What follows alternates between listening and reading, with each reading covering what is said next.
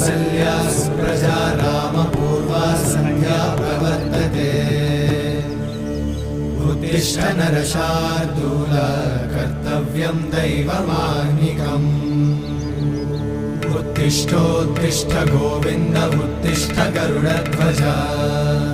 उत्तिष्ठ कमलाकान्त त्रैलोक्यं मङ्गलं कुरु उत्तिष्ठोत्तिष्ठ गोविन्द उत्तिष्ठ गरुडध्वज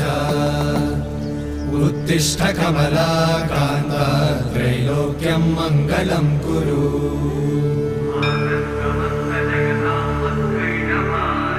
मातः समस्त जगतां मधुकैटभारे वक्षो विहारिणि मनोहर दिव्यमूर्ते श्रीस्वामि निश्चित जनप्रिय दानशीले श्रीवेङ्कटेश दयिते तव सुप्रभातम् तव सुप्रभातमरविन्दलोचने भवतु प्रसन्नमुखचन्द्रमण्डले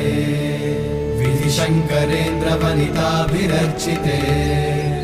वृषशैलनाथ दयिते दयानिधे अत्यादि सप्त ऋषयः समुपास्य सन्ध्या